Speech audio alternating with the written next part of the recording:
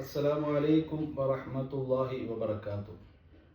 പ്രിയമുള്ളവരെ, പരിശുദ്ധമായ മുഹറം മാസത്തിലൂടെയാണ് നാം ഓരോരുത്തരും കടന്നു പോകുന്നത്.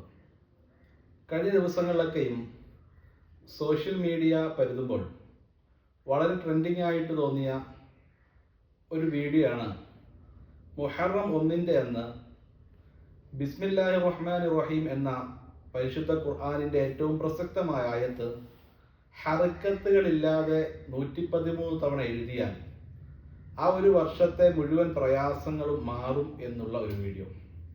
അതിൻ്റെ ആധികാരികമായ രൂപങ്ങളിലേക്കൊന്നും കടക്കുന്നില്ല. അത് ഖുർആനോ ഹദീസോ അല്ല എങ്കിൽ പോലും അതിൻ്റെ ആധികാരികതയിലേക്ക് കടക്കാതെ സോഷ്യൽ മീഡിയ മുഴുവനും അതിൻ്റെ വലിയ ട്രെൻഡുകളാണ്.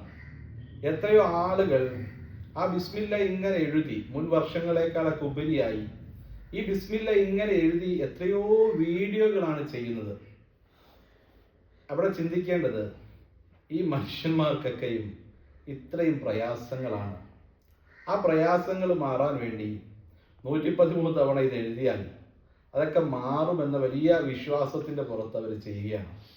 യഥാർത്ഥത്തിൽ ഒരു ബിസ്മില്ലാഹിർ റഹ്മാനിർ റഹീം 113 തവണ എഴുതൽ കൊണ്ട് മാത്രം നമ്മുടെ സകല പ്രശ്നങ്ങൾക്കും പരിഹാരമുണ്ടാകുമെന്ന് ചിന്തിക്കുകയാണ്. ഏതെങ്കിലും ഒരു മനുഷ്യൻ ഇരുന്ന് അത്തരത്തിൽ എഴുതിയാൽ അവരുടെ എല്ലാ പ്രയാസങ്ങളും അതുകൊണ്ട് മാത്രം മാറുമെന്ന് ഇസ്ലാമിൻ്റെ ഒരു ഗ്രന്ഥങ്ങളിൽ നമുക്ക് കാണാൻ കഴിയില്ല.